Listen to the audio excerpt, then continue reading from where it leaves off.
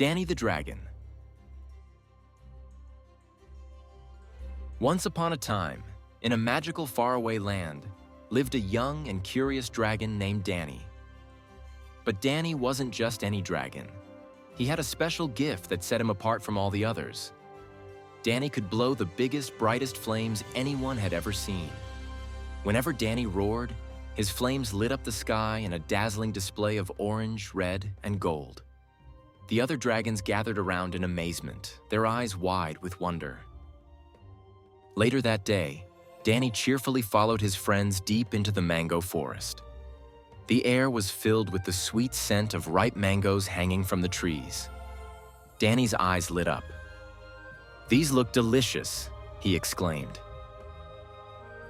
Without hesitation, Danny began feasting on the mangoes, savoring their juicy sweetness. He gobbled down one after another, licking his lips in delight. "This is the best day ever," Danny declared, his belly full and his heart content. But as Danny stood up, ready to thank his friends, something strange happened. He opened his mouth to blow a small celebratory flame, but no fire came out. Instead, a soft burp escaped his lips. Danny tried again. Burp! Still no flames. Panic set in. "What's happening to me?" he wondered aloud. The mischievous dragons exchanged secret smiles, knowing their trick had worked. Feeling sad and confused, Danny wandered out of the mango forest. "Without my flames, what kind of dragon am I?" he thought. He flew aimlessly until he landed in a vast red field filled with strange, spicy-smelling plants. "Why so glum, Danny?" a cheerful voice called out. Startled, Danny turned to see a fuzzy red creature with a big grin and sparkling eyes. It was the chili monster, the guardian of the red chili field.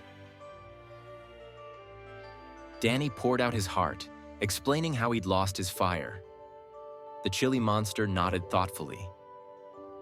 "That's a tricky problem," he said, "but don't worry. I think I have just the thing to help you." With a wide smile, the chili monster plucked a handful of fiery red chilies and handed them to Danny. "Eat these," he said. "They might be spicy, but they'll give you the spark you need." Danny hesitated at first, sniffing the chilies cautiously. "Here goes nothing," he said, taking a big bite. At once, his eyes widened and his throat felt warm. Suddenly, with a mighty roar, a burst of bright flames shot out of his mouth. "I'm back!" Danny cheered, his joy returning in full force. The chili monster clapped his hands, delighted to see Danny's fiery spirit restored. With a grateful heart, Danny thanked the chili monster and soared into the sky, heading back to his village. As he flew over the treetops, his flames lit up the clouds, painting the sky with streaks of fiery orange. "Wait until the others see this," Danny thought. "I have something to share with them now." When Danny returned, the other dragons gathered around him. "Where have you been?" they asked curiously. Danny smiled and began blowing playful fire rings into the air, wowing his friends once more. But this time, instead of showing off, Danny invited the others to join in. He even shared the chilies he'd brought back from the chili monster, teaching the other dragons how to create their own little flames. The dragons laughed, played, and even shared a feast of mangoes together. Danny's trickster friends apologized, and Danny forgave them with a warm smile. "Life is better when we share," he said.